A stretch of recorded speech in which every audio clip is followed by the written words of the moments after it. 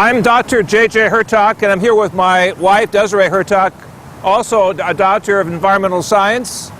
In 2007, we were speakers at the World Summit on climate change and also a special session dealing with water, a precious commodity, and the importance that we as a global community must take in preserving these precious water resources. We know, for example, that 17% of the deaths of diarrhea can be traced to water pollution, 19% of deaths of pneumonia also to water pollution, and 7 to 8% of malaria to water pollution.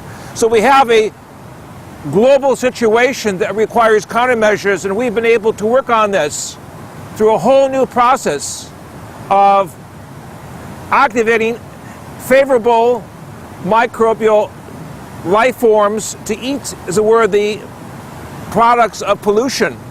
We've been also able to work with educators throughout the world, particularly in the developing countries, where we are able to dialogue with them so they become the water keepers of their respective estuaries, aquifers, and water areas that are so precious for the future generation.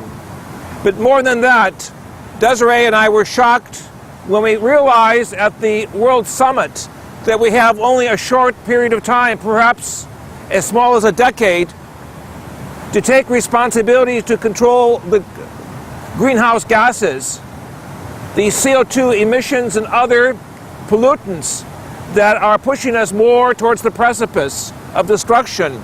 And yet, in this wonderful part of Central Europe, we see the responsibility of preserving what we will call the natural eco-communities that have taken on a solidarity of bringing small businessmen, farmers, educators together to work with the NGOs, the non-government organizations, to take, as it were, the environmental issue forward. So I'm going to turn now the conversation over to Desiree. Don't touch. Right. Desiree, give us an overview of where we're going from this point forward. Well, we're sitting here in the middle of a pristine environment, probably one of the most beautiful in the world. But in reality, water and carbon dioxide and carbon monoxide are tied together. Most people don't realize that.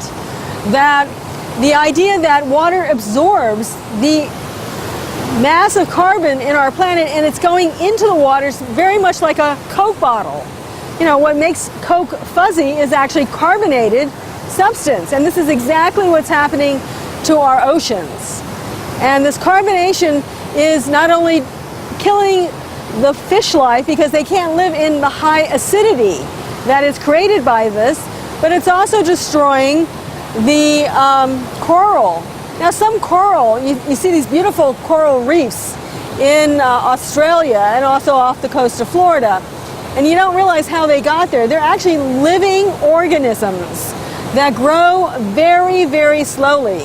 Some coral reefs are as much as 1 million years old, and they're being destroyed at this time, just simply by the acidity of the water caused by the carbon. So we really have to do something for the planet.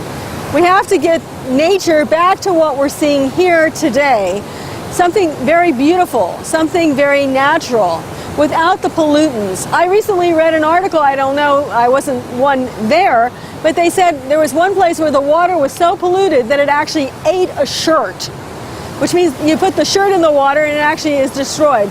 We've seen this with canals, even in areas like Egypt and Africa, where it's so polluted that you probably would have to just bury the canals. You couldn't actually clean the canals because you would be overwhelmed by the toxins. So let's get nature back to where it started. And then we can live in a greater harmony and a greater balance. We can be healthier because we're all connected. And I love my favorite saying, you dump it, you drink it. Because no matter what you dump, at some point it comes back to you, whether it's medicines, whether it's detergents, whatever. So let's look at this nature and really appreciate what we can have and we can help reestablish. Now, you're also an environmental specialist in terms of the strategies being used by the governments of Europe to tackle some of these problems dealing with the environment.